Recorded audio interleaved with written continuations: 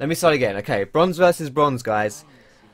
We didn't miss anything, don't worry. We're 1 minute 30 in. Nothing has happened. I've aligned the people. That's all that's happened.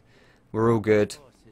You can see the game now. That's perfect. So yeah, this is the jungle is Lee Sin and Volibear. That's what I'm going to be focusing mostly on. And yeah, so just looking at the team comps, firstly, like I say, it doesn't really have as much of an influence as people like to say. You never lose a game in Champion Select, and I think it all comes down mostly to how you play the game.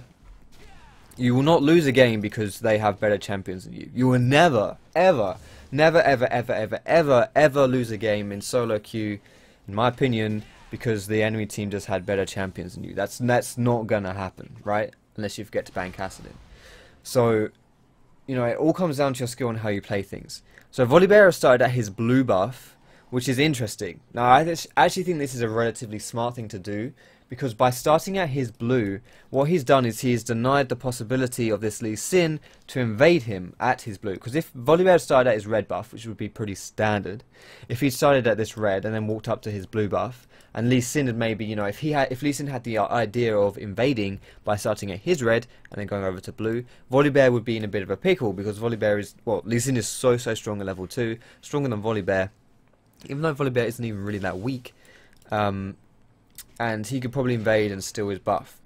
But what Volley has actually done is he's taken all of the small minions in this Wraith camp, and then gone on to do his buff, which is unusual, because normally you would take the whole camp, but by taking just the minis, you still get to level 3. Stop moving, camera. You still get to level 3 by doing this second buff here. So it's okay, but if he's got something up, if he's got something planned, then this is good. But if not, then it seems a bit of a waste. Anyway, we've got another sub. Melissa, thanks for subscribing again, Melissa. Welcome back to the Foxdroppings. Hope you enjoy your stay again. I'm glad you enjoyed it enough to want to resub anyway.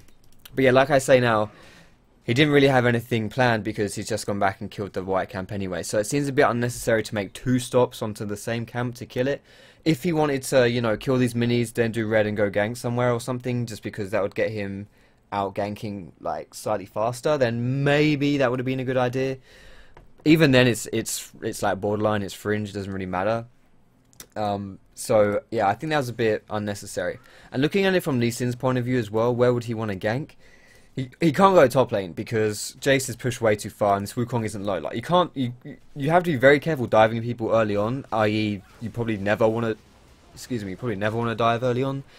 And so if someone's pushed and they're not on low health, just, you know, you can't gank that lane. The only thing you could do would be baby! Oh my goodness, would be to counter gank Volibear. But without vision, you can't really do any successful counter ganks because you don't know where the enemy jungler is. Anyway, I'll get to the donation in a sec because we got Volibears walking into the top lane. Is he going to be able... Oh, flash flips a minion. Oh man, that's the worst. That's so unfortunate. I feel for that guy. They get the kill in the end. They trade 1 for 1. And this was good for the blue team because they got a kill and assist and they got the first blood, so it was worth it. And everyone blew. There were like so many summoners were blown there. Like literally every summoner possible was blown in that gank. Unfortunately, Volibear flipped the minion, which meant that I think if he didn't flip the minion, Wukong wouldn't have died. But that's just, you know, that happens all the time. That happens all the time, right? You know, it's just an unfortunate mistake. You don't want to read too much into it. And now Lee Sin's going in for mid lane as well. Lee Sin's very good at ganking Akali because he can reveal her in stealth, so it's quite hard for her to just use her stealth to like cheese her way out of a gank. Anyway, we got a donation. So let me just check the donation. We got $10 from Flixie. Says keep up the good work. Sincerely, the worst jungler EUS Kappa. Thank you, Flixie. Thanks for your subscription and thank you for the donation as well. I appreciate that. Thanks for supporting the stream, man. But I'm looking at the items as well now. Lee Sin went back kind of early before doing any ganks, and he's bought a longsword, 2 wards, and some potions, which seems a bit strange. I'm not quite sure why he's got so many wards early on in the game, considering he hasn't even placed them either. Like unless he's got like some kind of strategy. Like I would think he would want to place these down, like, you know, maybe here in the Wraith camp, and maybe another one for like one of his laners. But I think it's a bit unnecessary because early on you kind of just... Damage is good, or working towards your Olas is good so that you can have as much damage for ganks. But he's going into the bot lane here. Lee Sin, very good at early game ganker. That was actually... Unfortunately, his AD carry had recalled, so it was a bit difficult to get a kill here.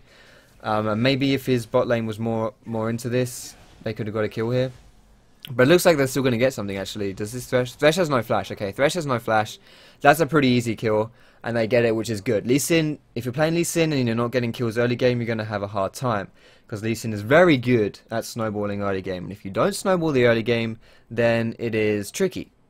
And obviously, you want to be playing to your champion's strengths. And Lee Sin's strengths, early game, and not so much in the late game. Like, it's not useless late game, but he does struggle compared to how he has it in the early game. Now, I should ward this bush here, which he does, which is good. Was that a legit ward?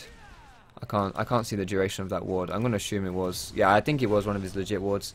So that's good. He does a tiny bit of counter jungling. That's all fine. Now, what this guy could be doing here, this Lee Sin, is he could be waiting. Actually, well, this is. I'm going to pause this really quickly just to explain, because at this point in time, we're at 7 minutes 10, which is a really big, it's like the first big milestone or timestamp that you should be aware of, especially when you're jungling, right? Because what this 7 minutes 10 does, this is when your first buff respawns, okay? So if you have taken your, like, say you started at red buff, and whatever, it doesn't matter what buff you start at, but say you start at your red buff, you kill it, it spawns at 155, it takes maybe like, I don't know, 10-15 seconds to kill it, and then it takes 5 minutes to respawn. Buffs have 5 minutes respawn, Dragon has a 6 minute respawn, and Baron has a 7 minute respawn. 5, 6, 7, buffs, Dragon, Baron, that's how you remember it. So 5 minutes from when you kill it, if it spawns at 155, takes 10-15 seconds, that should die at 210, roughly around that time. It should respawn at around 710, right? Around this time. So this is, like I say, the big milestone. So if you're an aggressive early game jungler, you can look to make a play early on to, at this time, to maybe steal this buff, or maybe catch someone as they're rotating. This will also often be the first buff which gets donated over to a mid laner. So what, say this, I know this isn't going to make much sense, but say Lee Sin wasn't here, right? If Volibear just crept up into this bush, and then Lee Sin was taking blue buff and going to donate it over to Anivia, because Anivia does kind of need blue, then as she's walking over here, Volibear knows this blue buff is going to respawn, so he knows Anivia is going to walk around this way to take it. He can like, ambush her, they can beat the crap out of her, maybe even kill her, or something like that. Or if you see, for example, one of the junglers goes top lane to gank the enemy top laner at this time, then you know that that buff, whichever they start at, is free for you. You can take it without contention because they're not there. Which also means that if you are around doing stuff at this time, like, you know, if you were that person to be going to gank top lane at this time, you probably shouldn't do it, because it's not worth it, because you're probably going to lose your buff. Unless you're guaranteed to get a kill, and whether that buff trade is really worth it compared to, you know, losing a buff is worth it compared to whatever you're going to do top lane, then, you know, you can maybe do it, but I would never really recommend to do that. And this Volibear as well, he's a bit out of position considering he started at his blue buff, which means that he's now going to get his blue quite late, which also means that he's probably not going to get to his red buff when it spawns. We'll have to see when this red buff spawns, but most likely he's not going to... He's most likely not going to be at his red buff by the time it spawns, which means that if Lee Sin was on the ball, if Lee Sin was, you know, being very, very aggressive and counter jungling, then Volibear would probably lose his red buff. Now, as we saw here as well, Lee Sin did donate the blue buff over to Anivia, so exactly what I was saying, the fact that Anivia would walk around here. I mean, Volibear couldn't have made that play because there's way too many wards here, right? But in theory, it's stuff like that which you can do. So yeah. It's actually a pretty standard game so far. I think looking at the CS, Caitlyn is gonna beat Lucian because it's Caitlyn. She's very good at winning lanes. This mid lane would be kind of equal. I should think. And you know, top lane is relatively equal as well. Maybe Jay should be doing tiny bit better, but he did get ganked, so you can't expect, you know, whatever's happening in this game right now is pretty standard stuff. Like, this game is going the direction I would expect it to go, basically. So, Lee Sin has just taken his second buff, he's hit level 6, and level 6 obviously is a pretty big power spike for a lot of junglers in terms of ganking, because now they've unlocked their ultimate ability, and in Lee Sin's case that's quite a big deal, because it means that he can then insect people or kick people away or whatever, or even just have an extra damage for burst. Volibear's ulti, however, is not really much of a power spike, it just increases his overall DPS, but really it doesn't, you're not gonna, if you couldn't gank in the past, you're not going to be able to gank now, basically. But this was, oh my goodness, that Caitlyn just, poor Caitlyn, she just used her net backwards. That's just as bad, or almost as bad as, I'm going to rewind that ever so slightly. Poor Caitlyn Let's play the really, really sad music as we zoom in on her. Instead of netting to safety, she nets into the team. Oh, poor Caitlyn. Man, that sucks. That's another just honest mistake, right? Like, that's not like, you know, that's not a game like double left would make that mistake. Like, people make those kind of mistakes all the time. That's just like Volibear's flash flip fail as well, so that sucks. But they also mid lane. Oops, why am I pausing that? I want to speed it up. Mid lane got a gank here as well. Looks like she just got caught out, and Lee Sin came in to finish her off as well. And a good thing about that as well is that Akali wasted her flash. I should probably replay this as well just to see this gank too, because this is the first big gank that happens in mid lane.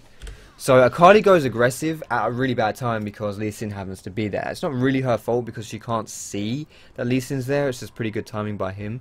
Again, this is something which happens.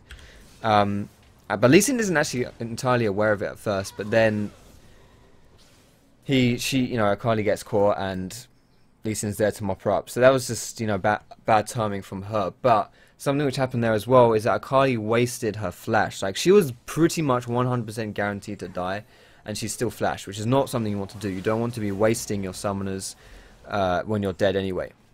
Now, Lee Sin has made a semi-smart play here to go and cover bot, but the reason I say this is a semi-smart play is because I didn't think he could do anything here, but it looks like he actually may be able to. This is pretty good. Like, he's used his ward to ward up to get closer to Volibear.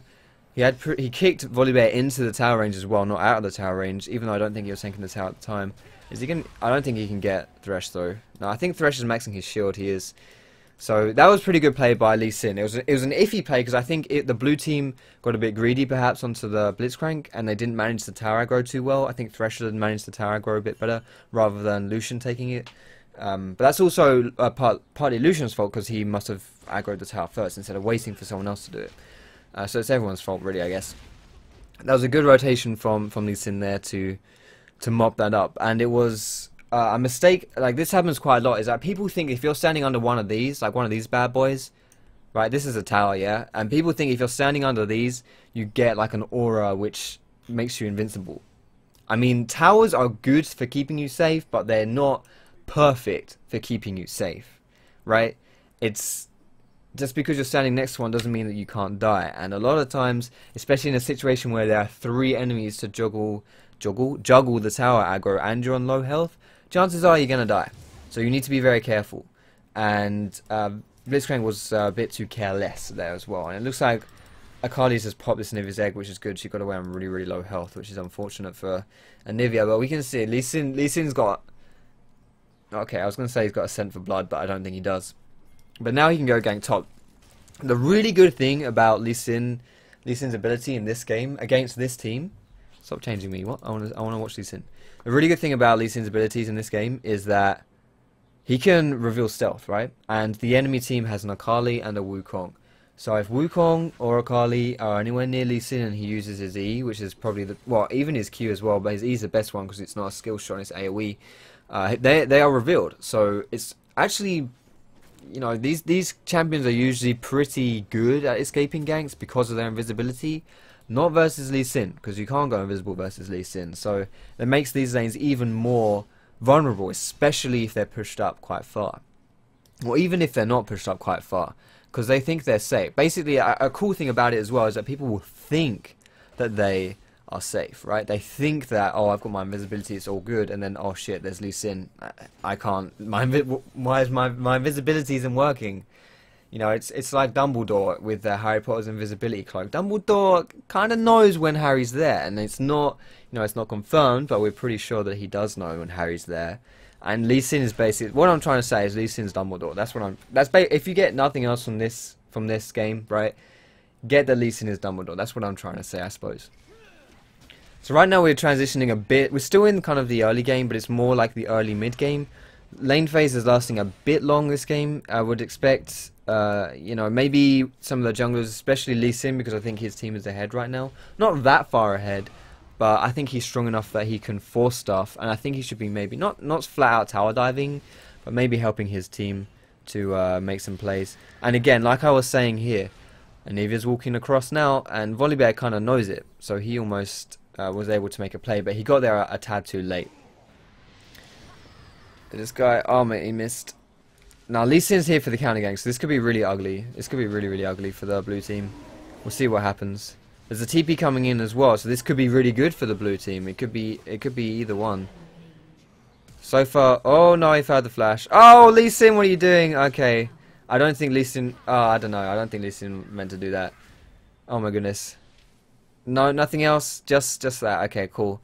So 2 kills for that's like pretty bad. Even though Lee Sin shouldn't have died then, and it wasn't a great death, it was not a good exchange for the blue team, considering they also used TP and had a third member in there. If you're 2v3, you probably shouldn't die, and if you are, you know, if you're 2v3, you probably shouldn't come out worse if you've got 3 players, especially when you've used the TP in there. But maybe Wukong could have TP'd a bit earlier or something onto this ward as well, not the one that I'm pretty sure did he TP here or here? I'm not sure. I can't remember, but I think he could have TP'd a bit earlier, basically. And this is what is good by Jace here. Like, this is good. This is something which you very rarely see in low leagues, especially in bronze, right? What happens is someone will leave their lane, right? So say like Wukong TP'd out of the lane, he left the lane, and what the enemy laner does, or Jace in this case, is he will try to follow. He will try to run down and be like, oh, my enemy laner's left the lane, I need to go and try help this fight, oh my goodness, my allies are outnumbered, whatever. That is not the right thing to do if you're not going to get there in time. If you do get there in time, that you can change and influence that gank, then fine. Like, that's good. But a lot of the times you can't. You can't get there in time. So what you do is you don't try to follow, you try to punish. Don't follow them and try to get in the fight. Try to take their tower down. Push the lane out. Make the most of the fact that they're not in their lane. That's what you should be doing. That was a really weird... Lee Sin's ult didn't even go off there. There we go. So Lee Sin's picking up a lot of kills. I think at this stage of the game he should try to... No, I don't think he's not kill stealing anything here, but kill stealing is kind of like a dumb phrase. It's not really a thing, but he should be trying to get his allies fed as well now, because what happens now is that if Lee Sin gets caught or gets shut down, then his team's pretty screwed because he's all their kills.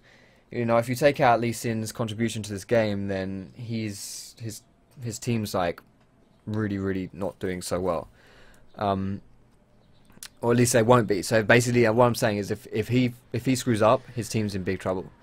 But what he also should be doing is, now that he's fed, he should be forcing stuff, right? Frag hunting is fine, it's okay, but when you can be doing better things like getting objectives, that's what you should be doing. So I feel like this Lee Sin, what he should be doing, whenever you're fed as well, people say a lot in you know, in like YouTube comments or whatever, the comments I get in Twitch chat, the ones that aren't trying to raise dongers, often say things like, yeah, I always go 10-0 every game, but I can't carry my new team. That kind of stuff. Well, firstly, obviously, you don't go 10-0 every game. That's a lie. And secondly, if you are going 10-0 every single game and you can't carry your games, that's not your team's fault. That's your fault. Because if you are you're getting all these resources to carry a game, and you can't carry that game, then what else do you want to have? Like, you know, if you're really strong and you have the most individual impact in the game then compared to everyone else, and you lose, that's your fault. And again, this is what I was saying about Lee Sin's invisibility detection. He just smashes his E down and Akali gets revealed. So she has to use her flash to get out of it. Unfortunately, Lee Sin didn't have a ward or anything like that to escape. And this is what I'm saying about if something goes wrong with Lee Sin, he's in a lot of trouble, because he just overextended here quite a lot. Akali was there, like if you don't know where the enemy mid laner is, don't invade like that. If you're afraid of getting collapsed on, you shouldn't invade, because you will die. Especially when he's built full squish like he has. He'll die very quickly if he gets caught. So he needs to be careful, and he was a bit careless here, and he went in aggressively and he died. So that's bad, because that's also a shutdown onto Akali, which means that she can maybe start to steamroll. Like, Akali is a very steamroller kind of champion. So I just wanted to expand a little bit on what I was saying before about the whole you know, if you're fed and you can't win, that's your fault. You know, this Lee Sin, so strong, right? A lot of the team's resources, or a lot of their advantage, has been pulled into this guy. Now, that's not because the team has decided it to be that way. That's because this guy's played well and he's been rewarded for it, which is fine. But at the same time, it means that he needs to have impact in this game because no one else can. Well, that's a complete lie. Other people can, but I mean, he's the most influential member of this team right now. So if he loses, then, you know, there's always more that he could be doing. I want to pick up on something right here with this Wukong. The fact that he's bought a chain vest early. I would personally, this is quite a minor point. In fact, I'm going to pause right here because it looks like stuff's going down. But this is a quite a minor point, but because of Wukong's passive, where you have increased armor and magic resist when you're around enemy champions, it's actually kind of better to go health first rather than the defensive stats like armor and magic resist, because you already get armor and magic resist from your passive. So, but then again, you know, if he went back with like 800 gold, he couldn't afford to get a Giant's Belt, so he gets a chain vest. I guess it's okay, but that's just a minor point. Anyway, I wanna, so bot lane just got the tower here, and Lee Sin's coming in from behind. Now I want to pause this and just say like the most optimal path right here. The most optimal thing right here is, this is not a good situation for Lee Sin. You might think that because Lee Sin's engaged this, that this is going to end well for him, when strictly speaking, this shouldn't end well for him. Depending on whether, yeah, they don't even have TPs on his team, right?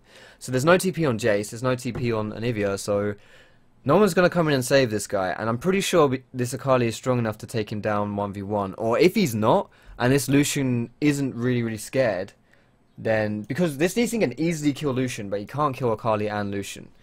So if Lucian just runs away because he's thinking, oh my goodness, Lee Sin will kill me, which happens quite a lot as well, then maybe Lee Sin can win this, but chances are he's not going to. And this is another big thing you need to be paying attention to. Take a look at this, right under this guy's name, right under where it says Catomic, it has these nice little bars here, nice yellow bar for the energy, and then boom, this number here, right, this says 11. And what 11 tells you, it tells you that she has rank 2 of her ultimate, which is pretty big. That's a pretty big deal. Especially when you look at your name and it says 10. That is an underestimated benefit. So I'm just going to roll this and going to see how much this Lee Sin gets destroyed, basically. That's what I'm expecting. So I had to flash out. Bearing in mind the Lee Sin has no boots either. And like I say, absolutely destroyed. He didn't even do any damage to anyone. Like, that was not a good situation for him because his team wasn't nearby. He shouldn't have ran up to it. Now I can imagine that this Lee Sin would say stuff like, you know, I'm not saying this is the case, but he could potentially say like, oh, my team, why aren't you here, team? That was an easy mop up, something like that. And at the end of the day, if his team were there, that would be good. Yes, it's true. So he has a small point in that regard, but it doesn't matter, right? Because like I say, at the end of the day, if your team isn't there, don't do it. That's all it is. There's no shoulds and woulds and coulds. It's just the facts, right? They're not there, don't go for it. And this is something which Lee Sin should have been doing earlier as well, is he should have been taking down the taking objectives because he was strong, right? Instead of frag hunting, he should have been taking objectives. And now, because he hasn't taken the objectives, like Dragon, the enemy team is starting to take them because he made a mistake. And if you're the jungler and you die around Dragon area and Dragon is up, you're pretty much guaranteed to lose that Dragon. So you have to be extra careful in there as well. And this Akali again, like I said, I mentioned about her potentially steamrolling. That's kind of what we're seeing right here. She's had like, props to this Akali, she roam bot, she got the tower, which is great. She's putting loads of pressure onto the lanes and stuff. And it's, you know, she's doing very well. Now I also want to say that I'm not picking on this Lee Sin just because, you know, I'm not saying, oh my god, Lee Sin is so bad. I'm not doing anything like that. The reason why I'm focusing on him is because I think, I believe that through Lee Sin, this is the best kind of lessons to be teaching from this commentary, is how you can be doing well but not doing well enough, kind of stuff. So I mean, yeah. So that's kind of what I wanted to focus on. And this guy is way too squishy to be hanging around. I was just gonna say, like, it's kind of risky standing so close to Akali because she's fed, she's got burst, and there's a Lucian there as well. If you build full damage, you cannot play with fire like that, right? If you're building full damage, yes, you have loads of damage. So if you're in like 1v1 fights, you stand a pretty good chance of winning. And if you're split pushing, you split push faster. You're a good jeweler, whatever. But in that situation, you get blown, you get popped, like, instantly. You just die instantly. So you have to be extremely careful if you've built full damage and, you know, you're holding a tower or something like that, because you will die very quickly, and you have to be extremely careful. And this guy's finally bought his boots as well, which I think he should have got earlier, because it just allows you to apply pressure on the map. Although Lee Sin had pretty good what's the word, like, timing and stuff to go in, so He didn't actually really need the boots too much. But this was a nice throw from the blue team as well. So I always like, whenever team fights happen, I like to rewind them. I'm sorry if you guys find this boring, but I think that analysing team fights is quite important as well, because having good team fight skills is very important. So it starts off by doing well, by having a good roam. So they've just blown Jace's summoners and made him recall. Like, Jace isn't going to be here, or at least if he is, he's going to be really low on health, so that's fine. They're all grouped up in pretty good situation. Like, no one is really that low on health. I mean, Lucian is kind of half health, but no one's out of mana. This is a relatively good position. But this tower is still standing and it's not going to die anytime soon, so they need to be careful of that to the extent where they're kind of pincered. It may look like there's a lot of open area here, but really this is the only area they can fight in, right here. So if they get caught by any AoE or someone just gets caught or something, they're going to be in a lot of trouble. But this could also work in blue team's favour because Wukong is good at fighting in small areas. Looking at the purple team, they're coming in from the side here as well. And if this is the beauty of Blitzcrank, right? Blitzcrank, you catch someone and you can like turn a fight around, right? So it all kind of, this fight in my opinion just depends on who gets caught. Especially considering Anivia has no egg either. So if Anivia gets caught, you know, like if these people are sitting in this bush and waiting for Anivia to walk around here, although they know they're not because they've got minions here and they can see them, but if they were and Anivia walked around this corner, she dies instantly, boom, that would be the fight lost for the purple team. But like I say, it all depends on who gets caught. This is my idea anyway. So right here again, I'm going to pause this now. In my opinion, this is when Wukong should be going in. He should be jumping onto this Anivia, using his ult, going ham. That's what he should be doing. Akali needs to be careful she doesn't get grabbed by Blitzcrank by looking at the animation. That's probably what's going to happen. And when that does happen, she needs to instantly slap down her W before she takes too much damage. Although there's a lot of AoE damage on the enemy team. Caitlyn's Q, Blitzcrank's fart, and Anivia's ulti. So she's going to take a lot of damage. She gets grabbed and CC'd. Oh, she doesn't use her W instantly either. She hasn't even. Oh wait, no, she hasn't used her W. She has not used her W yet, which is really not going to help her because she's going to get focused down and died, right?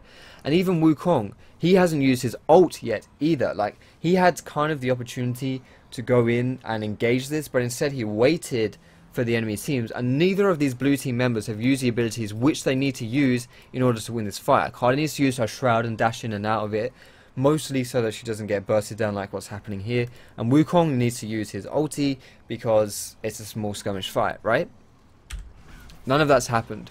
Now Wukong goes in, and this, like if I just pause it right here, the fight is already starting to turn around in blue team's favour just because Wukong's used his ult.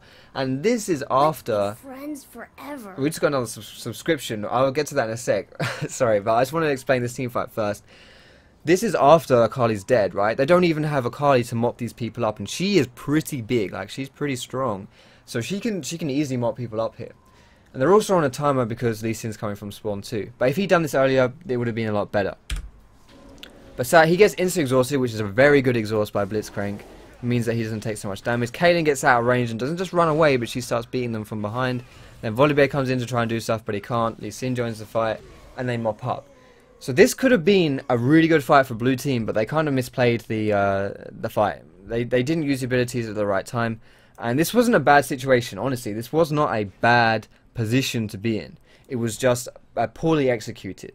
And we got a subscription from Forsaken X DJ. Thank you, Forsaken, for the subscription. Really appreciate supporting the stream. Thank you for subscribing. Welcome to the Foxdrop. And he's going, yeah, he's dead. Thank you for saying, let's get some sub hype in the chat. Let me just do that sub hype. That's not how you spell hype. That's how you spell hype. There we go. Thank you. I'm sorry for the late sub hype. And welcome to the Fox Droppings, man. Anyway, so that was a good fight, and this has kind of turned the game back around into the purple team's favour, which is nice. Like, they were always doing well, but then they started to let it slip, and by momentum, they were, you know, not in the best of positions. Now, momentum isn't as big of a factor in League of Legends as it is in a game like Counter-Strike, but it's still pretty big. And this is nice too. Lee Sin is just making the rounds on the enemy team's jungle because he knows he can. Like right now, Lee Sin, this is another great, apart from the fact he misses smite, another great benefit of playing Lee Sin is that he can do this, and even if Volibear was just sitting in this bush, he'd probably not die. Like if Volibear was already doing it, if Akali was waiting in this bush, if he jumped over here and then they start collapsing on him, You know, he could just jump over the wall like that. He could kick someone away and then jump with his W, right? So he's not really that unsafe by doing that, and he takes it very quickly. Like that is really what Lee Sin is so frustrating to play versus. Why he's so frustrating to play versus is because he can do stuff like that, and you know it's not really that risky for him. So that was good by Lee Sin to deny that buff as well. Now it looks like stuff might be happening in this bot lane, although they just warded it, so potentially not as well. Let's see, these guys are going to back off. I think the blue team should back off unless Akali gets in here, which looks like it's going to happen. But she should not face it. Okay, good. If this guy goes back, what I would have personally done here is I probably would have let Lee Sin recall and then just run in and 2v4 them.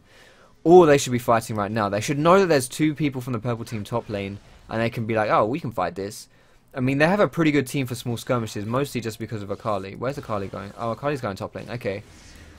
So what's happening is Akali's decided to TP top lane a bit late because Wukong's already died, although she mops up 2 kills. So that's a, like... See, this is also quite an interesting thing, is that on paper, this TP is a good TP, right? Because she TP'd top, she got 2 kills, they went 2 for 1. Yay, you know, that's great. Yay, let's all do a clap for Akali. Way, we got kills. So that's okay. Maybe she could have done it a bit earlier and Wukong wouldn't have died, but I don't know, again, that's probably a bit of a fringe detail.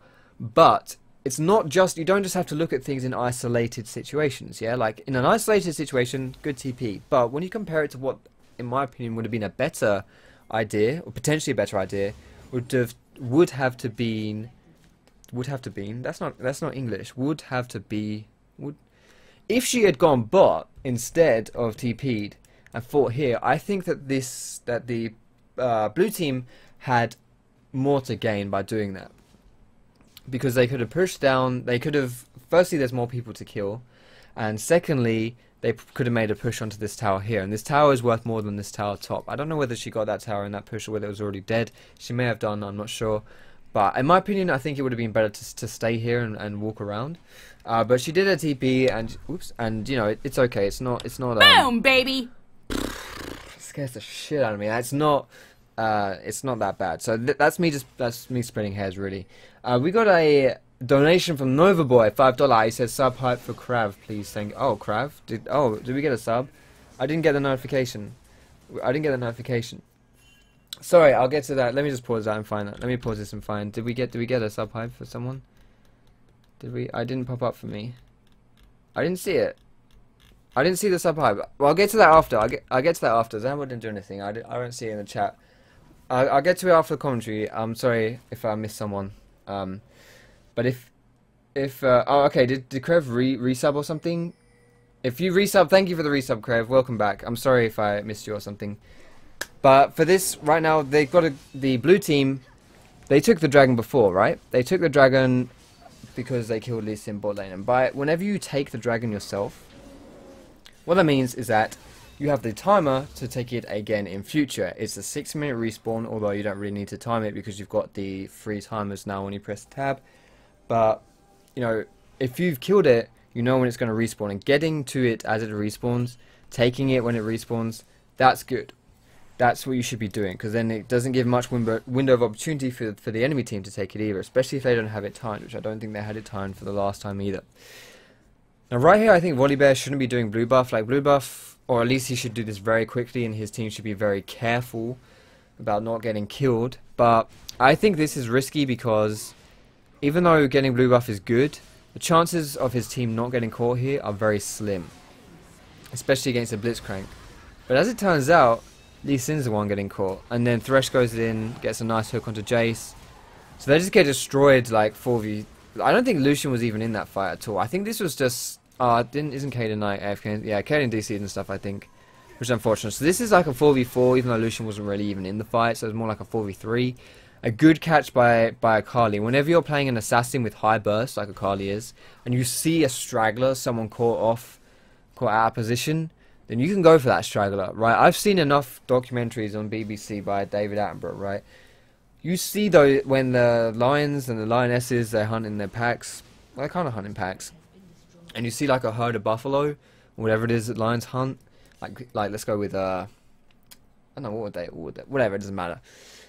they're hunting their prey, yeah, and there's like one person who's caught off to the side who's like not really paying attention. Maybe he's ill, maybe he's old, maybe he's a calf, I don't know. As soon as they split out, one person goes for the target, the other people kind of try to herd the buffalo away, yeah? And that's kind of how it works. Akali saw someone out of position, so being the lioness she is, she pounced onto the target, and then the other people went in and to back her up so that the herd of buffalo couldn't just come in and beat the crap out of her. So that's pretty much what happens. I mean, David Attenborough told me a lot about how to play League of Legends, believe it or not. And yeah, so that was a good catch by Akali. Like I say, if you're a high damage assassin, someone's caught out of position, you should punish them. Now, a lot of mini fights are happening right now, but it's just kind of unfortunate because Kaylin's just DC'd. So she can't really have much of a... the purple team's in a bad situation. What the purple team needs to do is they need to kind of ward important stuff like the dragon and the entrances to their jungle, just so that this blue team can't take loads of objectives for free, can't do stuff for free. And then they can also, if they've got good vision, they can win this 4v5 if they catch a member of the blue team being cocky or out of position. Like, for example, this Akali hasn't gone Zhonya's second, which I kind of think is a mistake. I think you need this Zhonya second because if you get caught on Akali and you don't have your Zhonyas, then you're in a lot of trouble, right? You don't have your Zhonyas and you get caught, you're pretty much screwed, especially against a Lee Sin who can see you in invisibility. Or if you're against a smart team, they'll drop a pink ward on your face when you're in your W. So yeah, it's if someone gets cocky and out of position, you can kill them if you've got good vision to see when they are out of position, or you can see when members of their team aren't with them, basically. So that's what I think they should be doing. And then they should be waiting for this Kaylin to reconnect. But right now there's not too much to analyze just because it's a sad situation where it's 4v5. You need to be a bit careful. Wukong is top lane, but I believe he's got TP. Yes, he does have TP. So they don't need to fall into that trap where they think that they're, you know, that Wukong's out of position, because he's not. He's just going to TP back in. Loads of TPs flying around in this meta. And Jace needs to be a bit careful as well. He's taking a bit of free harass. And a good thing about this team, though, this purple team, is that if someone gets slightly out of position, Blitzcrank can theoretically just grab them in, punch them, and they have enough burst to insta-kill that person. Because they're quite squishy on the enemy team, aside from Volibear, Wukong. Okay, so they're not really that squishy. But basically, Akali and Lucian are squishy if they can catch them. And also, they have very, very good wave clear with Anivia and Jace. So they can turtle pretty hard. This purple team can turtle extremely hard because the minions are going to struggle to pressure lanes because they have pretty good wave clear. So I'm going to speed this up a little bit because nothing really interesting is happening. The blue team has decided to rotate top, which is a smart idea because this is, you know, a free tower for them. The purple team can't really contest that, so that's smart. Meanwhile, one person's at bot split pushing as well. This is good. However, it's not so good because this is the wrong person to be split pushing because Volibear isn't the one with the teleport. If your whole team's top and you're bot lane, then if you're, you know, whoever gets caught, whoever starts fighting, the other people aren't going to be able. They're not going to be able to help each other out unless you have a teleport. Volibear, obviously, the jungler does not have TP, but he's still pushing. And if Volibear keeps pushing, I think he can get something here. This is a good fight for the blue team. They're very low, and again, if Lee Sin were here and he could see that Akali in stealth, he'd be able to kill them, but he can't. Oh, he did it! Volibear flash flipped and he didn't hit a minion. Good job, Volibear. Here's your little gold star that says, "Good job, Volley. Good job, Volley." Yeah, flash flipped and he didn't fuck it up. Well played, mate. But I think this is kind of the end of the game. Now, it's sad that the game had to end this way and that the analysis or the commentary kind of just falls off later on because someone's DC'd, but I think we got enough good content out for the first part of the game, maybe the mid game and stuff, that it didn't matter too much. I don't... yeah, I guess it's not necessary. See, right here they have the decision whether they want to keep pushing or whether they want to back off, and I think backing off is probably the smarter one, because they can take like Baron or they can push another lane. I think Baron would be the best choice though. If they had a bigger minion wave and the death timers were slightly longer, they should definitely have stayed mid and kept pushing, but The death timers are not as long right now, or at least they're not long enough for them to take that. So they're just going to take away Baron. But this is not... I think this is quite risky. They know that the purple team... Oh my goodness, especially considering someone's just... They're both... Wow, what's going on? Good cue. Do it, Lee Sin! You're about it. No, he's not doing it. Okay, well... Especially considering 3 people decided to do this Baron. Like if Boom, baby! Oh my god. Stop making me brick it. Holy crap. So yeah, if they had a ward on Baron, they would know that they were only 3-manning it, which means that when Akali and Wukong were up here, they were totally out of position, and it was very risky for them to be there. But because the purple team doesn't have vision, they don't know that they are there on their own. And then when they both decided to just like randomly TP bot lane as well, I don't know why they did that, because they didn't even get the tower. I mean, this tower was already dead, I think, didn't Volibear? Yeah, Volibear took that tower. And even if I'm not entirely sure if that's the truth or not, but even if that tower was standing on like low health, using 2 TPs for it was probably a waste, because they would get it for free anyway in the future. Like, I don't know why they both TP box. There wasn't anything to get, and it just meant that like Wukong didn't even TP. Like, he had to cancel his TP or something, and it was a risky ass play basically. But we got a donation from Forsaken. That's $5. He says, Foxy Senpai, sorry, not sorry about scaring you. Thank you, Forsaken. You're such a nice guy. Thank you. But thanks for your $5 donation, man. Appreciate it. Thanks for giving me a heart attack as well. It's always good to live life on the edge. I'm going to fast forward this again now. I don't think too much should be happening. I think what will happen is the purple team, the blue team, sorry. Whoops. They should be grouping, and they should be just trying to force stuff down. Do not do that red buff, Volibear. Volibear, leave this red... Can I retreat ping? No, I can't. Okay, my retreat ping doesn't work. Don't do buffs like that. No. There's no point. There's no point. Group with your team. So firstly, it means that you can end the game, which is what your team is doing. You don't need red buff to end the game. And secondly, your team can't throw the game because you're not there. You don't need that red buff. And look, the team is kind of throwing the game, actually. Oh my goodness, he didn't die. Now here comes Volibear. Here he comes. See, this is the risky play. It's because he was there a bit too late. Akali actually died. And these fights... Yeah. Okay, so what did I say? What did I say?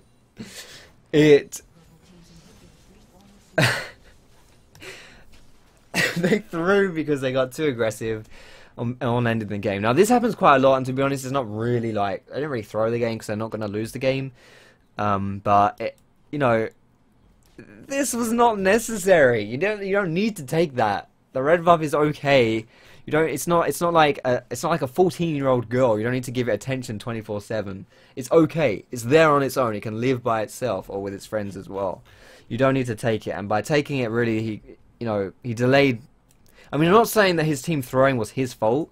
Like his this Volibear, it's not his fault, the fact that his team died, right? That's his team's fault, yeah? So, for example, if I'm Akali, I'm saying, yeah, I probably shouldn't do that. That's my bad. Holy shit, this damage is huge. However, you don't need to be... what is going on? Is she not going to get these? Nope, she's not going to get these. Well, she still hasn't got her Zhonya's, and that's what happens. She gets greedy, she messes up, and she dies because she doesn't have Zhonya's. She got greedy on Caitlyn anyway. Yeah, if I'm Akali, I'm thinking, oh yeah, I went too aggressive here. You know, it is your team. Your team made the mistake, but in solo queue, it's all about carrying your team, right? You've got to do the best you can to win the game to carry the team. And if there is something you can do to prevent a certain situation from happening, then if you do not do that and it goes tits up, you should think to yourself, oh yeah, I probably should, I should do more of this. Even though it's not strictly your fault that it happened, it is something you need to work on. It's something you should be careful of. And these guys pushing here again is something they should be careful of, because their Akali is dead. So they're 4v5 and Akali is by far their strongest member. Like, boom, baby! Oh my god. Looking at their team, sorry, no one is positive on this team apart from Lucian, and he's 5-3. It's not really that impressive of a score. So these guys, this blue team isn't even really that strong without Akali. So, like, first and foremost, this purple team should be manning up and going for them. Maybe they will now. Blitzcrank's here. Oh my goodness, poor guy. He's got wrecked. We'll see how easy they win this fight. Absolutely destroying this blue team. But Akali had TP, which is good. So Akali should mop everything up here. Go Akali, kill them all!